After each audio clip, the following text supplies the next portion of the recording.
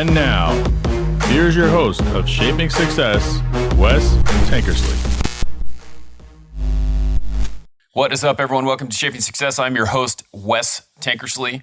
Today we have a special guest with us. His name is Bob Marshall, and if you have checked out One Drink Wednesday, he's hopped on with Jay and myself a couple times.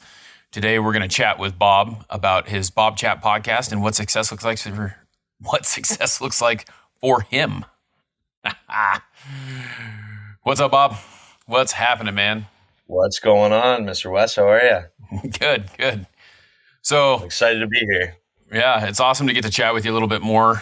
And, you know, we have Jay and I do this One Drink Wednesday, and you were on Jay's podcast, and I thought, you know, hell, let's have you on. Let's have you share your story. You know, my show is based on, you know, what success means to everyone, and it's different for each individual. And we'll talk a little bit about that, but let's get to know you a little bit.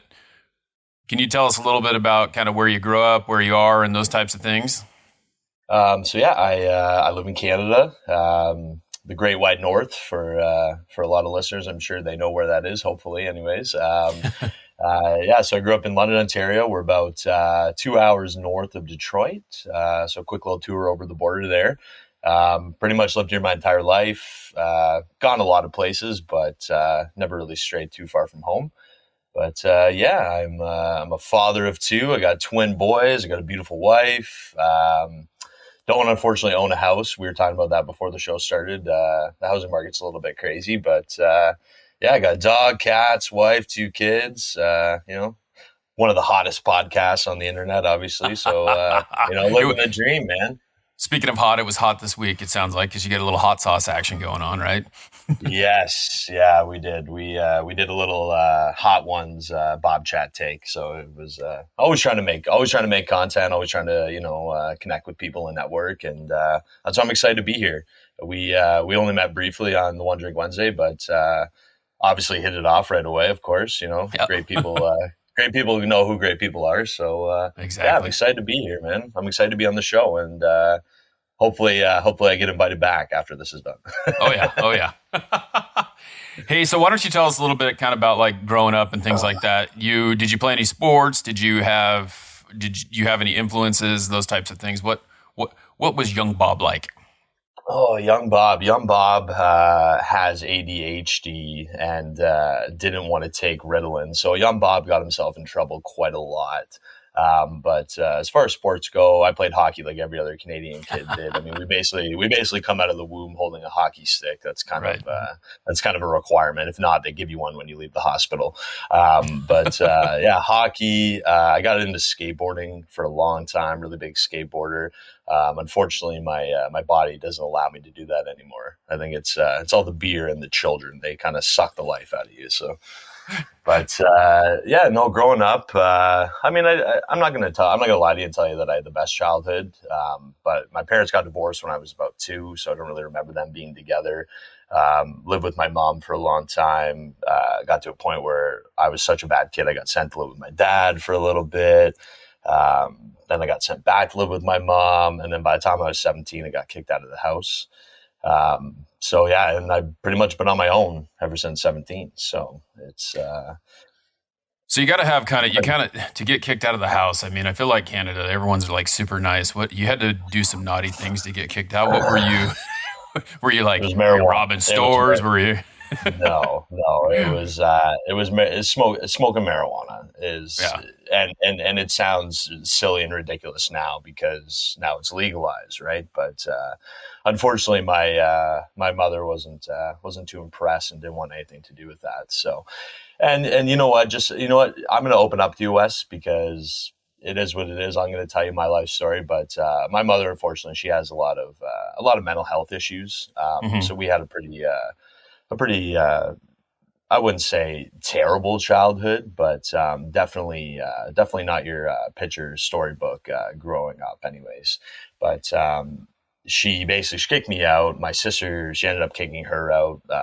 not too long after I was kicked out. And she basically said she doesn't want anything to do with our family, which is fine. And I don't mind talking about it. Everybody always, for a long time, they would kind of tiptoe around that with me and say, oh, is it, we don't want to talk about your mom. Is it a big deal? And I said, you know what, man, I'm moving on with my life. I realize what I want in my life. And, if somebody doesn't want anything to do with me and they, then that's fine. I'm okay with that. I'm gonna keep doing what I'm doing and make sure that not only do I give myself the best life, but now I give my kids the best life I can. Right. So basically nobody really in our family has any kind of contact with her anymore, which is sad, but you gotta roll with the punches and sometimes that's how things work out.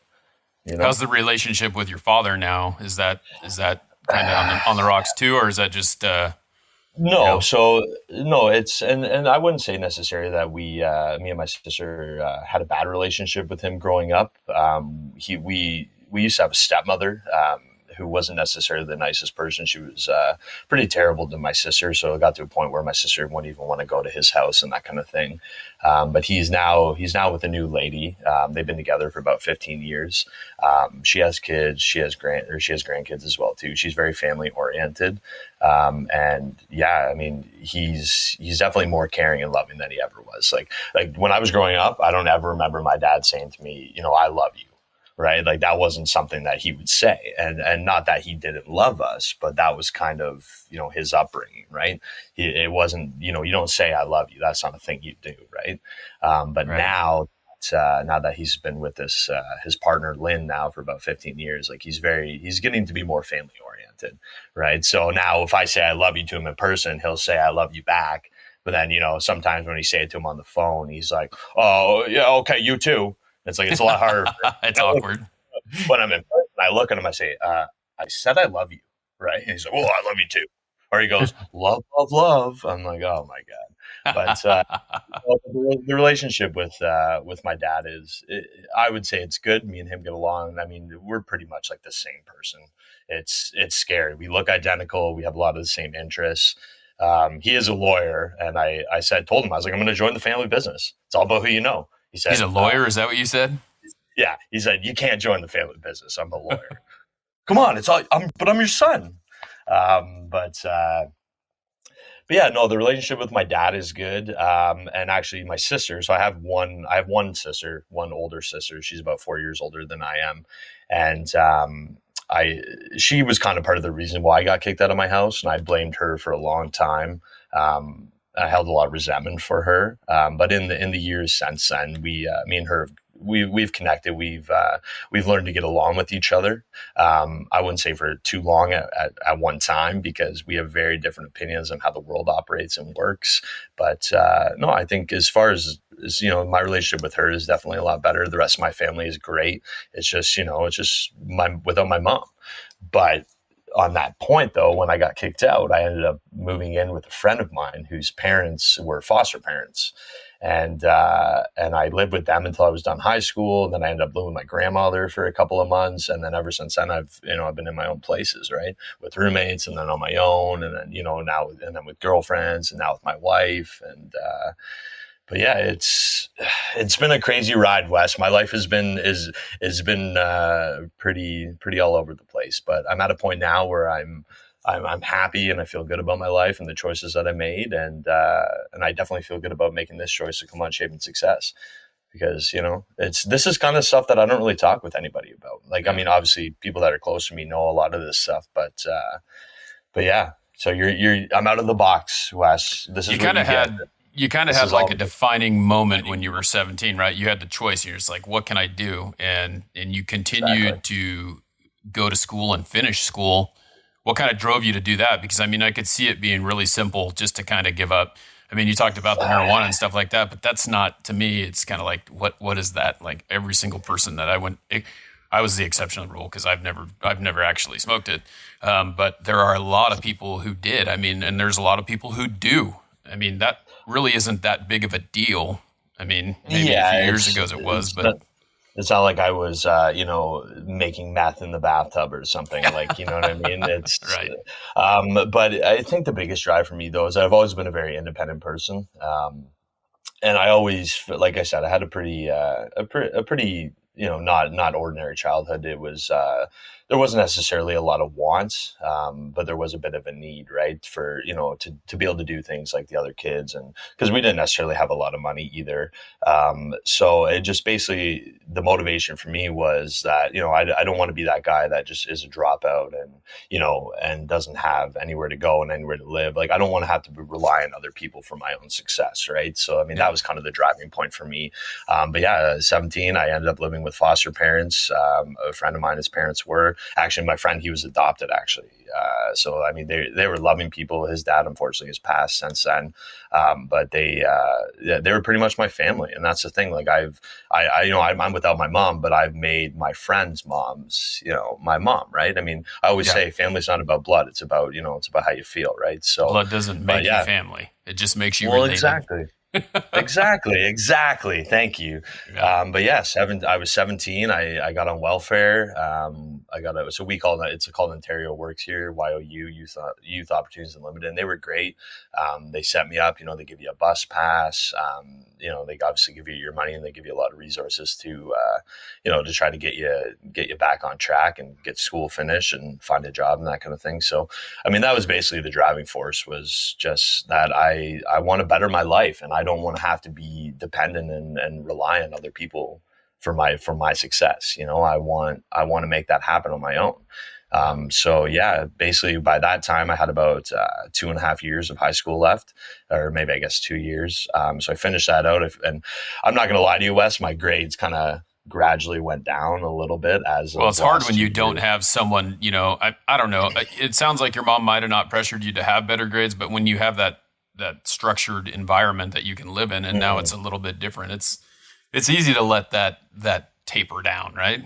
Well, and the thing, and my mom was a school teacher actually too. So it's, so she's very strict. Right. But, excuse me. But yeah, and my foster parents, they were great. But that's the thing. They didn't care. Right. They said, okay, as long as I leave the house in the morning, like how are they going to know that they're not going to follow school you or not? Yeah. Yeah, exactly. And then if the school called, I remember one time my grandmother came to me and she said, "Are you going to school? Your mom's house is getting a lot of calls saying that you're not going." And I was like, no, I'm going. So needless to say, I graduated in 4 years. I did what I had to do. And pretty much the day that I graduated, I was at work the very next day. Doing what? What did you do after you graduated from high school? That's a good question. So basically, YOU, which is the government place that I got the welfare through, they had a job fair. So I went to the job fair, and I got working with this company doing bricklaying. So I was doing we're doing stamped concrete, interlock brick driveways, retaining walls, parging, all that kind of stuff. So grueling work for a 17-year-old or 18-year-old, I guess, at that time. But it was nice. It was good. I met a lot of great guys doing that. And the beauty of it too is that the government, because I did it through the program, they were going to be paying my wages. So my boss, he would be like, "Oh, you can work as much as you want," because he's like, "I'm not paying you anyways." Yeah. So it was great. Yeah. So I was able to work as much as I could pretty much all the time. All my other friends are like, "Oh yeah, we just graduated. Let's go drinking and let's go do this and that." I was like, "Dude, I got to go to work because, my welfare is going to run." Like they expect me to get a job and to, start making my own way instead of relying on the assistance. Right. So it was tough. I did that. Well, that would have been in June is when I would have started, because the school year here ends in the end of June. I don't know how it works down there. But basically then we have, because then basically we have July and August is our summer months here, and then everything starts up in September, and then come November, you got a foot of snow, if not more. So it's, I mean, yeah, well, that's the thing, right? So seasonal work like that is very time sensitive, right? So I did that until about November, and at that point I was living with a friend of mine and his girlfriend, and that didn't really work out. Not that me and him didn't get along, but you throw somebody's girlfriend in the mix, it got a little sticky and hairy there. But So I did that, and then it's about, you don't realize how crazy my life has been, Wes. Like, we're opening up a can of worms here. Let's talk about how we're not going to go super crazy, but let's talk about how old you are. So let's talk about that. You're how old? I'm going to be 30 on October 2nd. So Okay. So we have kind of we're talking from like a 12-year timeline here, pretty much. Pretty much, yeah. I'm running on fumes in my 20s here. So you're almost there. We're getting pretty close to being done. Yeah. Yeah. So you did some manual labor, which, I did the same thing. Like I changed tires for 11 years before I actually went back to college and got a couple degrees. And then I did that for 4 years and I was like, I'm done. This is stupid. Teaching was dumb. But, okay. So brick, you did a little bit of masonry. It sounds like brickwork. And then that kind of went to where? What'd you do after that? Would you just cause we talked about, like you said, you're going to work in the family business. Your dad's a lawyer, but you're not a lawyer, right? No. That was that was a joke, and that was kind of a segue to the next thing. So actually, my grandfather owned a rental business for years and years, like renting machinery and tools and bobcats, augers, all that kind of stuff, right? But they also owned a fastener wholesaler business as well, so like selling nuts and bolts and that kind of thing. So it got to a point, I guess, around I would say 2011. My dad decided to step back from his practice and he invested a bunch of money into my grandfather's business.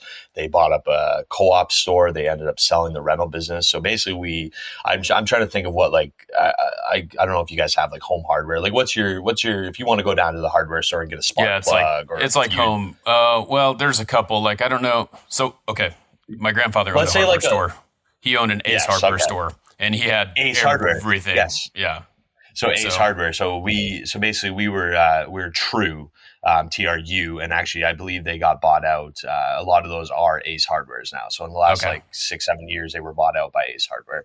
But basically, so we owned like an Ace Hardware, and then we were a fastener wholesaler. And my dad put in a whole bunch of money into the business, and it was kind of the idea was that me and him would come in, and then when my grandfather was done with it, we would take over it and it would kind of be like, keep it in the family and be a lifelong business.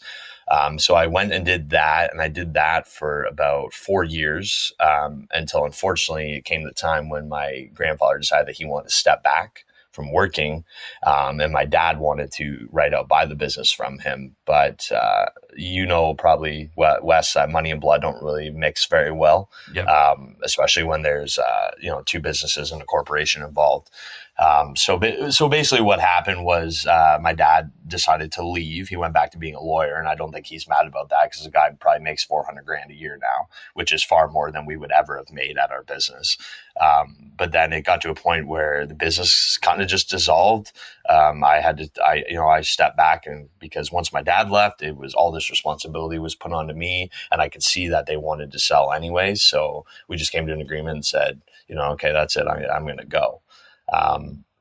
Well, I'm not going to lie to you. It wasn't necessarily an agreement. It got to a point where they were like, okay, that's it. We're done. And I didn't want it to be done. So that kind of created some animosity between me and my grandfather and my grandma. And we actually didn't end up seeing each other for like 3 years because of that. And they said they would never speak to my dad again after that happened. So then what happened though is I don't know if you can see that, but I became a Freemason. Oh yeah. Yeah, so I became a Freemason. I'm actually the 6th generation of my family to become a Freemason. I didn't know that was a thing in Canada because we've actually had. I didn't talk to Jeej Wiles about it, but he was on One Drink Wednesday, and I've interviewed him as well. But he's a Freemason. He didn't talk about it very much, but he's been on podcasts where when he talks. We're not allowed to talk about it, Wes. We're not allowed to like talk Fight about Club, it. Huh? Yeah, somebody's gonna knock on your door in about 10 minutes, and they're gonna say, "Hey, no." Okay, we'll stop. Yeah, but basically, so the family business fell apart, and then it created a lot of animosity between my grandfather and my father, and me and them too. It took me a long time to kind of forgive everybody for that, but I'm at a point now, Wes, where I don't want to hold on to resentment. I don't want to have any kind of those. I don't want those feelings for anybody. Right. I want to live my life to the best of my ability, and if somebody burns me, then you know what? I'm not going to get mad about it. I'm going to move on. If you want to treat me bad, then okay, see you later. I'm not going to. It's a lot about like what you can control. You can't control what other people do, but you can control how you react to it. And I'm 42 years old, man, and I'm still working on that. So it never goes away. Look great. You look great. Do you Thanks. work out? No, you can't see me from the shoulders down. Yeah. That's why I don't do a lot of video Bob chats either. Yeah. I feel you. We're all insecure in our own ways. Yeah, no doubt. But yeah, so then I became a mason, and the idea. So I'll give you a little. I can't tell you too much, Wes, but the idea about masonry is that if you have a problem with another mason, either you leave it at the door or you don't come inside. Right? There's no conflict. There's no hostility between anybody in the lodge. It's a sacred ground, right? Right. So when I became a mason, it was like the first time my grandfather and father had seen each other in like 6 years, and I brought them together. And now with my kids, like we all get together. We did like a 4-generation family photo, like all this stuff. So, but yeah, awesome. So basically, I think that would bring us up to about 2014 is when I left the store, and then I got a job at a pipe factory, and that's where I work now. Still work there, almost going on 10 years now. So a pipe factory. So what kind of pipe? What are you doing? You building pipe? What are you doing? Okay, so I'll give you, we're not the brand name, but have you ever heard of Big O before? Like Big O pipe, like the black pipe you see people put like field tile, like or people will put it on the end of their eaves trough, like the black round pipe, like on the end of eave troughs. What's an? It's like I don't know what that word is, so you're gonna have to tell me what that is. An eaves trough. What is that? Like on the side of your house that the rain hits your roof and goes down. So gutters. Gutters, sorry. That's what we call them here. So okay, I got you. I know what gutters are. Okay, sorry, a gutter. We call them eaves troughs. Okay. Yeah, so, don't ask me why. But that's what you build gutters? Is that what you're saying? No. So we build pipe, right? So we make high density polyethylene pipe. So basically, like when you drive past a farmer's field, you see they have the big roll of the black pipe. It's for drainage, right? Okay. So like you'll see, like, you know how at the end of your gutter. I want to say eaves trough so bad. No, it's okay. You can say I got you now. I got it figured out. So at the end, you know how like when your gutter goes down, it comes out the bottom of your house, like near the foundation. You know, some people will put a piece of pipe on there to kind of take the water away from the edge of the house. That's what we make, basically. Okay, so it's aluminum. Is it aluminum or? No, it's high density polyethylene. So that's right. You said poly. Sorry. No, that's okay. I'm still taken back by the eaves trough. Oh yeah. Oh dude. It's so many things that you don't think about, right? That we say differently than you guys say differently. And it's not that far away. So it's kind of weird. No. I mean, essentially, like you said, you're 2 hours from Detroit. I picture you in Detroit, except for every once in a while you say something that's just like, sorry. You know, I mean, you throw us in there. So, I'm unapologetically polite. So So do you? No, it's all good. So do you actually build the pipe, or what's your job in there? So we're a manufacturing facility. So I started out there as like they call it the DST, a downstream technician. So basically, your job is to they put the pipe on big coils, right? So your job is basically to just to wrap those on coils, tie them off, get them ready to be sent out. Then I became a material handler. So we deal with like a lot of raw material, like plastic pellets and stuff. And I had a whole lot of forklift experience from working at the store. Like I've been driving a forklift since I was like 10 years old. Like I remember when I was like 12, my grandpa's like, he's like, get in that effing Bobcat. You can do this. I'm like, okay, I'm sorry. I'll do it right now. Right.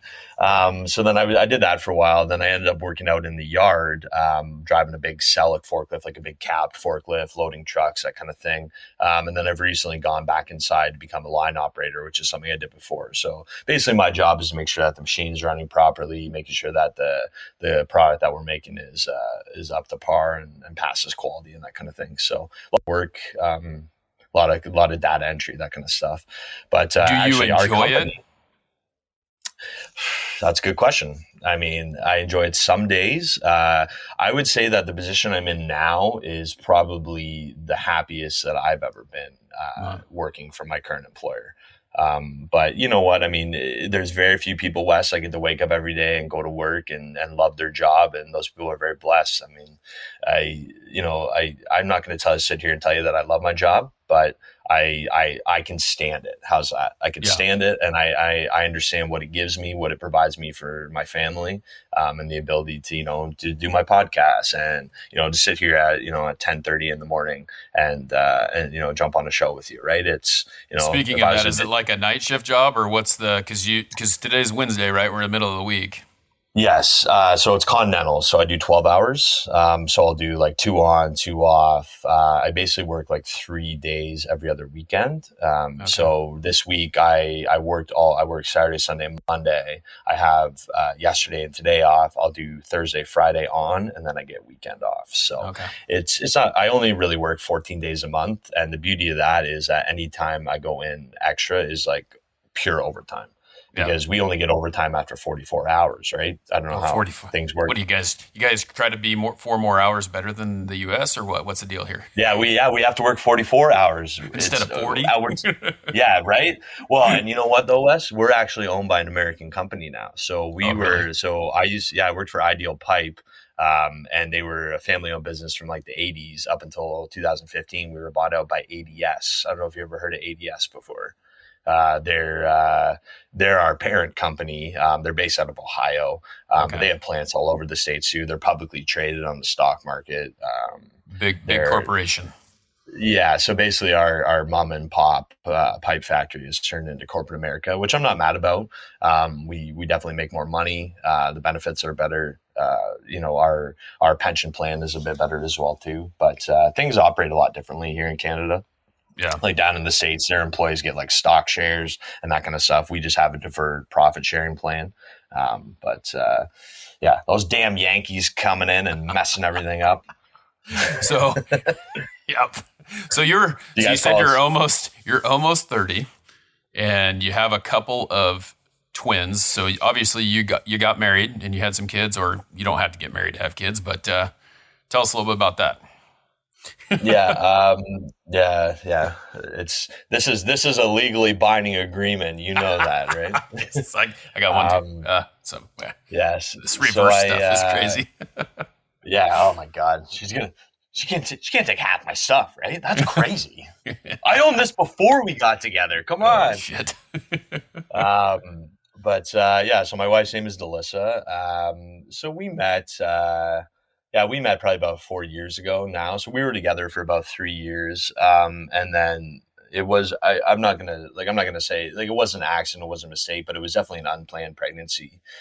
So we found out that she was pregnant. And I'll tell you a quick story about when we went in to get the ultrasound. So this is before we knew they were twins, right? So I walked, shit. So I can only imagine. And it was, oh, dude, it was during COVID, right? So, so she's in for the appointment, and they were like, "Oh, I had to wait out in the car because I couldn't go in because of COVID, right?" And it's like a medical facility and everything. And then she calls me. She's like, they told me to tell you to come in, and I was like, "Oh shit, what's going on?" Right? Like I was just waiting for her to come out. We were gonna drive home, whatever, right? So I was like, oh no, okay, something's wrong, right? So I go in there and she's all worried because they hadn't shown her the screen yet. And then as soon as I walk in, the lady flips the screen around. She's like, okay, here's baby 1, here's baby 2. And I'm like, what? I'm like, what? Are you serious? She's like, congratulations, you're having twins. I'm like, oh my God, dude. I was like, I went out to, she was going to be a minute. She had to get, I was like, I'm going to the car. I sat in my car. I'm like, oh my God. Chain smoke 10 cigarettes. Oh, yeah. Well, yeah. I stood outside of the car and smoked because my pregnant girlfriend was getting in the car.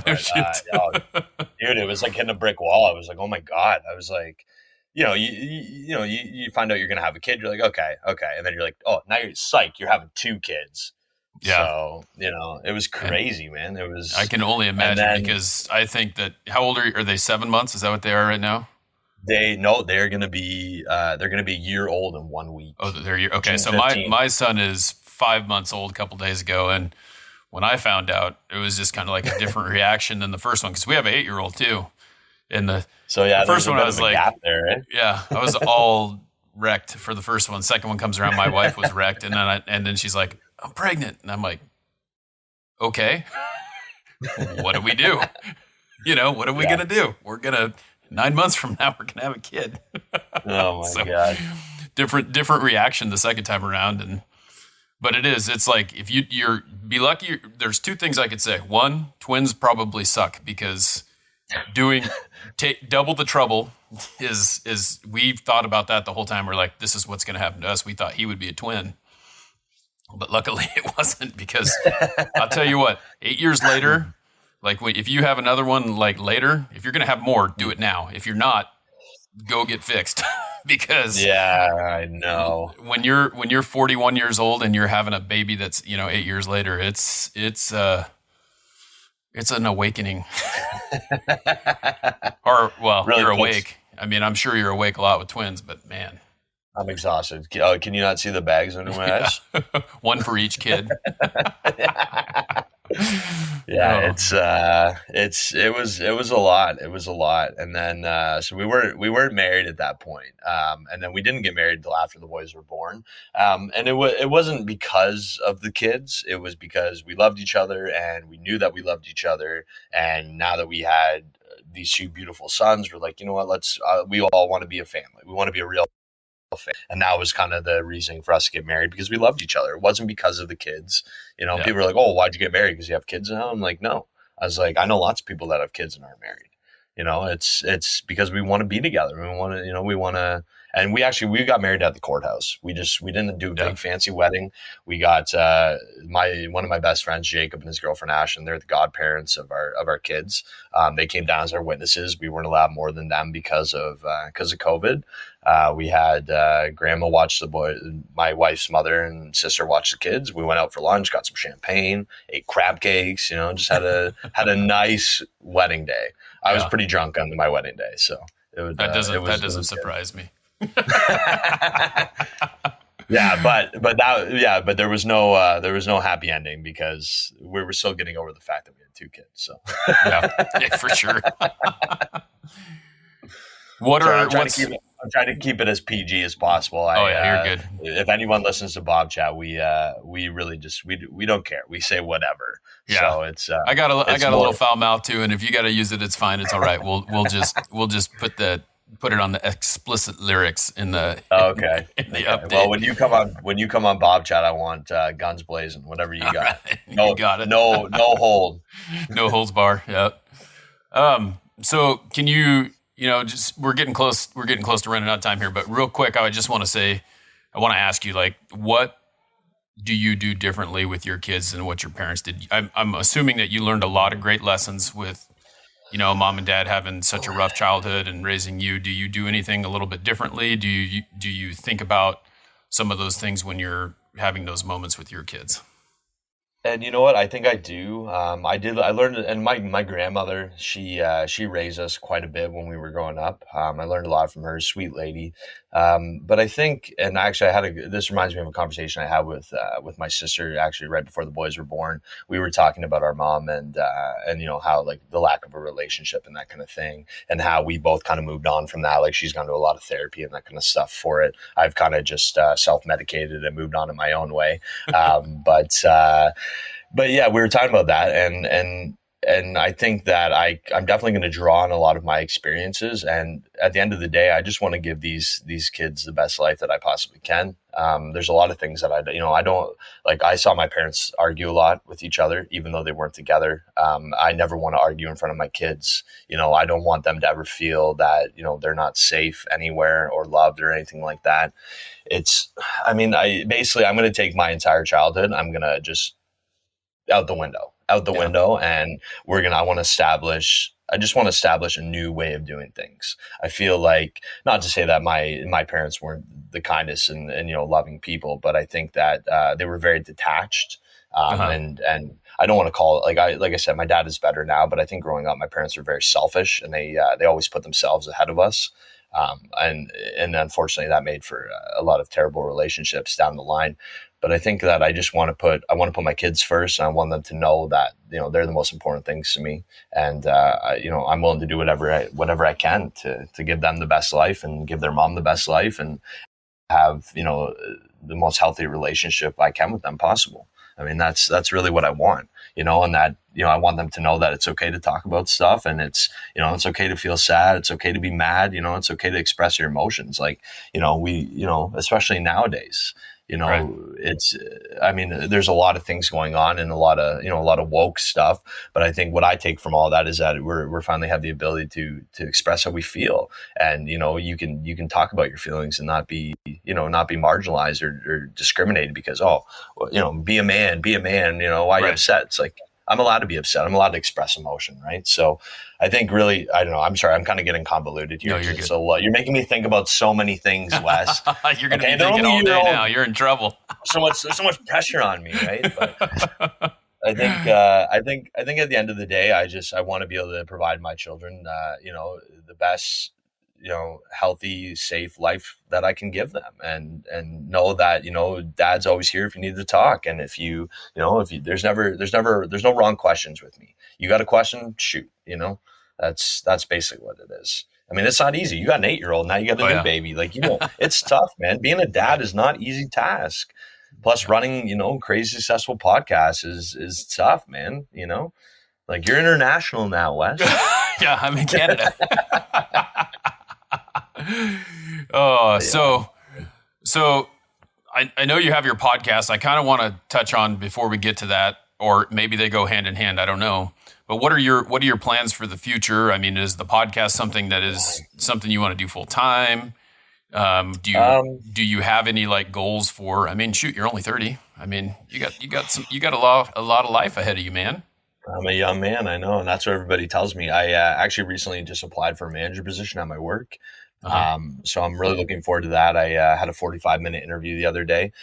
So I'm basically at a point now where I put in almost 10 years in my job, and I've decided, okay, this is going to be a career for me. It's no longer just a job. It's going to be a career. So I'm really just trying to persevere and prove myself as much as I can to them. And there's a lot of room for growth in that company. So that's kind of as far as work is concerned, that's the goal. I would love to do my podcast full time. That would be amazing. Yeah. That would be amazing. Hopefully we're going to get a bunch of listeners after this. They're going to say, who's this sappy Canadian guy? But we do have fun and we like to mess around. But yeah, no, I think my goal for me is, I'm just going to try to progress as much as I can in my current employment and just do my podcast on the side. It's fun. If something happens with it, that would be amazing. But I learned a long time ago, Wes, not to have high expectations. Not to say that that's necessarily a bad thing, but and this sounds so cliche, if you don't have any expectations, you won't be disappointed. But I kind of just roll with the punches, and I've had enough disappointment in my life that if something goes wrong, that's what it is, right? Let's move on. Let's try to make the next situation as better as we can. So, well, I think that's really what, you have choices like we talked about earlier, like with high school, you had the choice. You could continue to go to high school, you could finish that, or you could go screw off for the rest of your life. You could do whatever you want. Exactly. Yeah. And that's the thing. You have those choices. And the biggest difference between someone who fails and someone who succeeds is that the person who fails has failed multiple times, but continued to push forward. So exactly. That's it. You know what I mean? It's you're never, I mean, God bless the people that can do something once and are amazing at it. Yeah. But but sometimes, yeah. You guys. But no, perseverance for sure. Trial and error, man.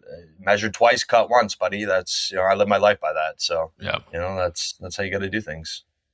So tell us a little bit about BobChat, because I've listened to a couple episodes. I hate listening to too much about other people to find out, because this to me is authentic. This is real. This is a real conversation between you and me about you. So I've just told you things that I don't really talk to anybody about. So yeah, exactly, and that's what I like, because I'm able to pull that out of people. But if I know something, like I listened to you on Jay, like I predetermine things, and I don't want to do that. I want people to know the real you. So. What's up with the podcast? And you know what? And I just real quickly, I can respect that. You're a true craftsman, Wes, and I appreciate you very much. But so the podcast is BobChat. We're an obscure Canadian podcast. Our good friend Jay likes to call us an internet talk radio show. I bring on my friends, people I know from all kinds of walks of life, young, old. We sit down, we talk, we basically just talk shit, tell stories, and just have a good time. If you want to laugh, if you're driving somewhere, you're going to grab a coffee, you want to have a good laugh for a few minutes, toss it around, whatever. It's one of those podcasts where I always tell people, put on when you're driving to work. You know what I mean? You want to, you had a long day at work, you're feeling shitty. You just want to get home, have a good laugh, and come and hang out with Bob and the boys on your way home. So it's pretty much just talking shit, telling stories, and having a good time. That's what it is. I'm always looking for a laugh, and BobChat's given me that medium. So, and helped me connect with a lot of great people and a lot of great content creators like yourself. So I feel very lucky to have known Jay and to met you, and this is awesome. You'll have to tell me. You'll have to have a conversation after about Jay, what you think about Jay. Because the first time I met him, he's like, Jay kind of has this like persona, and then when you get to know him, like when you actually meet him, it doesn't die down, but it's like, oh, finally I can kind of calm down because he's just got that booming voice, and I know, like I'm nervous. I'm like I've been anxious for like 2 days. I'm like, oh my God, he's coming here. Like what if he doesn't think I'm cool in real life? You'll be fine. That's the thing. Like when he rolled up, so I met him in Arizona probably about 2 years ago, and he got rid of the NSX that he had, but he had that one at the time, and he came and picked me up. And first thing he asked me, he's like, dude, what did he say? It was something like, what size is your waist or something? Because you might not fit in a seat. I'm like, what the fuck are you talking about? But it's got like these really hard racing seats in it. Yeah. I'm a big dude, so I fit in there all right. We were good. But, you walk up and you meet him, and then next thing you know, it's kind of like you've known him forever. I mean, that was... Yeah, well, I'm a big hugger, so I'm going to be like, Jay, is it okay if I hug you? And hopefully he accepts my hug. But, you'll be all right. He'll take a hug. A firm handshake would be fine, I guess. I gave him the handshake and the pat on the back, so you'll be all right. Okay, cool. But yeah, no, I'm excited. But yeah, BobChat, if you guys want to check it out, we're on Spotify, Apple Podcasts, we're on Amazon Music now. I don't even know who uses that, but we're there. YouTube.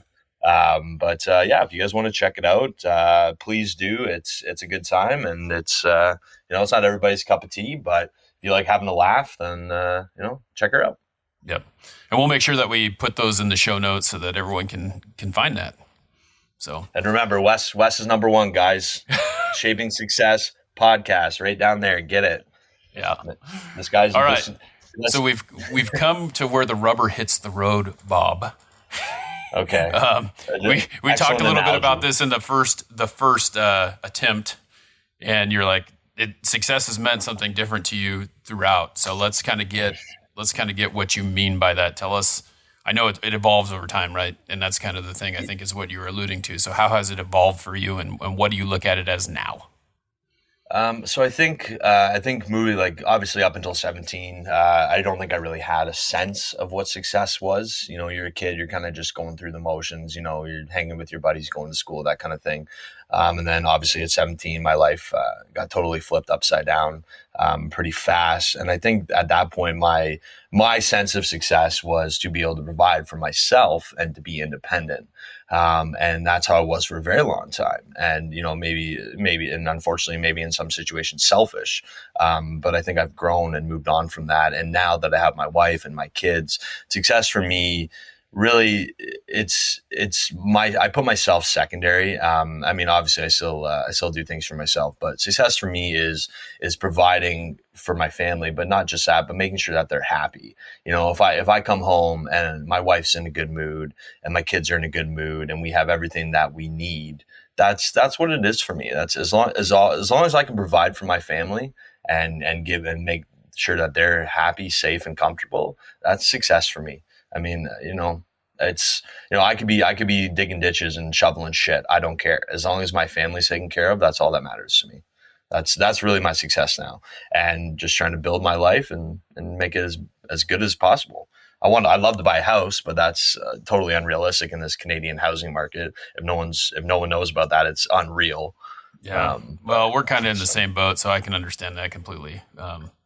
But I just think it's great hearing the story and understanding where you come from and how you can use what you knew in the past as something to build a better future. Because I think that's really what it's about. You have that tough life, and then you learn what not to do. I mean, it's always been the way it is. I mean, it just depends on how bad, obviously it's super bad, but for anyone, that's it. It's like you have choices. You can live with what the cards you're dealt and just deal with it that way, or you can build something better.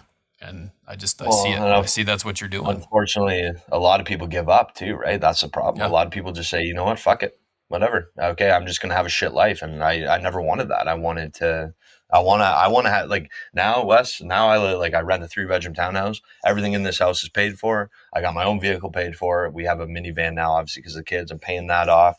My wife's not even working right now because she's staying home taking care of the kids. Because unfortunately, it costs us more money to get daycare for 2 kids than she would be able to make.